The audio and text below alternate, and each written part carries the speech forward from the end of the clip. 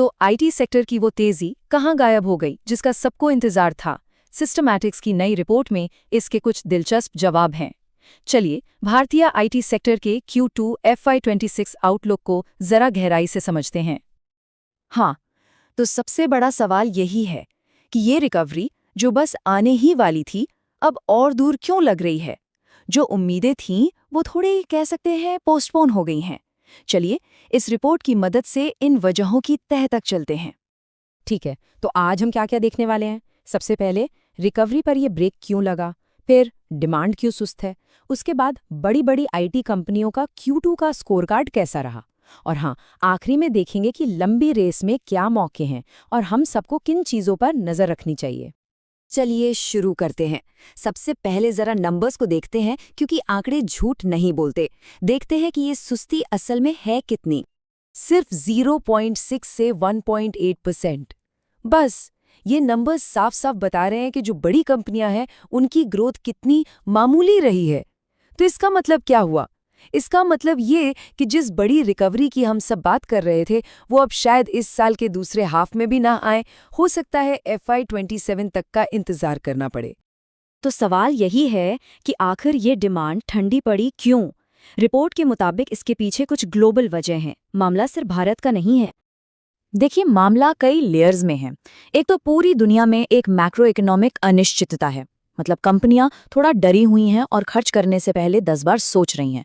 और ऊपर से अमेरिका, जो हमारा सबसे बड़ा बाजार है, वहां से भी कुछ चुनौतियां हैं। जैसे आउटसोर्सिंग पर 25% टैक्स का एक प्रपोजल है, और H1B वीजा की फीस भी काफी बढ़ गई है।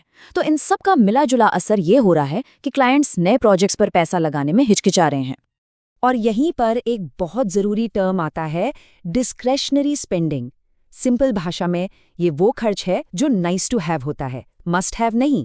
मतलब ऐसे प्रोजेक्ट्स जिन्हें टाला जा सकता है, और कंपनियां अभी बिल्कुल यही कर रही हैं।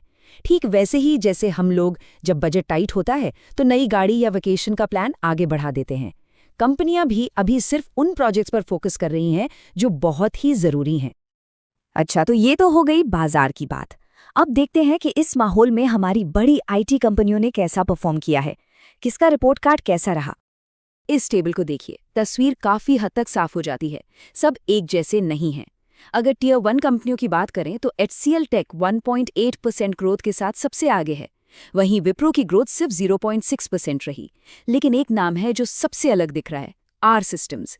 क्या जबरदस्त 6% की ग्रोथ है इनकी आईटी सर्विसेज में। सबसे पहले बात TCS की।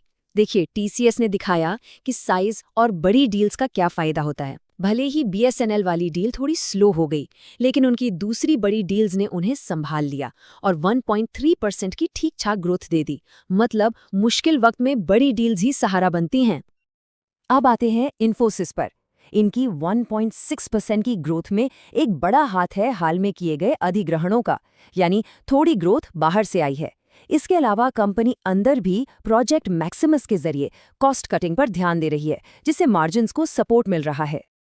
और अब HCL टेक, जैसा हमने टेबल में देखा था, 1.8% ग्रोथ के साथ ये टियर 1 में लीडर हैं। वजह, इनकी पकड़ बैंकिंग, फाइनेंशियल सर्विसेज और हाईटेक वर्टिकल्स में बहुत मजबूत है। इन सेक्टर्स में डिमांड अभी भी दूसरों के मुकाबले बेहतर है, जिसका सीधा फायदा इन्हें मिला। विप्रो की बात करें तो इनके लिए ये क्वार्टर थोड़ा मुश्किल रहा। सिर्फ 0.6% की ग्रोथ, और वो भी काफी हद तक हार्मन के अधिग्रहण के कारण। इसका मतलब है कि उनकी अपनी जो ऑर्गेनिक ग्रोथ है उस पर प्रेशर साफ साफ दिख रहा है। और अब बात करते हैं उस स्टैंड आउट परफॉर्मर की, आर सिस्टम्स। ये एक तरह से इस रिपोर्ट का छुपा रुस्तम है। इन्हें ब्लैकस्टोन जैसी बड़ी कंपनी का सपोर्ट मिला हुआ है, और ये अपनी बड़ी डील्स को बहुत तेजी से रेवेन्यू में बदल रहे हैं। 6% की ग्रोथ, ये दिखाता है कि मिड कैप स्पेस में सही स्ट्रैटेजी से कमाल किया जा सकता है। हाँ, टैलेंट में इन्वेस्टमेंट की वजह से मार्जिन पर थोड़ा प्रेशर जरूर है। ठीक है, तो अभी तक की बातें सुन के शायद लग रहा हो कि माहौल काफी सुस्त है, लेकिन क्या ये हमेशा ऐसा ही रहेगा? रिपोर्ट के हिसाब से जवाब है बिल्कुल नहीं। चलिए अब जरा दूर की सोचते हैं, क्योंकि लॉन्ग टर्म की कहानी काफी अलग और पॉजिटिव है। ये स्लाइड पूरी कहानी को एक जगह ले आती है। एक तरफ है आज की सच्चाई, अनिश्चितता, कमजोर डिमांड, लेकिन दूसरी तरफ है आने वाला कल, डिजिटल ट्रांसफॉर्मेशन और जेनरेटिव AI। ये वो बड़ी लहरें हैं जो रुकने वाली नहीं हैं। कंपनियां आज भले ही पैसा बचा रही हों, लेकिन कल के लिए उन्हें टेक्नोलॉजी में इन्वेस्ट करना ही पड़ेगा, कोई ऑप्शन ही नहीं है। और सिस्टमैटिक्स की रिपोर्ट भी यही बात कहती है, कोट अनकोट, निकट अवधि की संभावनाएं मंद हैं, लेकिन मध्यम से लंबी अवधि का दृष्टिकोण अनुकूल हैं। सीधा सा मतलब है, ये जो दिक्कतें हैं ये शॉर्ट टर्म है। जो असली गेम चेंजर हैं वो हैं डिजिटल और एआई, और ये सेक्टर को आगे लेकर ही जाएंगे। तो फिर इन सब का मतलब क्या निकलता है? एक इन्वेस्टर के तौर पर हमें किन चीज़ों पर नज़र रखनी चाहिए? वो कौन से सिग्नल है जो बताएंगे कि अब हवा का रुख बदल रहा है? चलिए देखते हैं। कुछ बहुत ज़रूरी बातें हैं। पहली, क्लाइंट्स की कमेंट्री। मैनेजमेंट क्या कह रहा है, क्या उनके टोन में कोई बदलाव आ रहा है?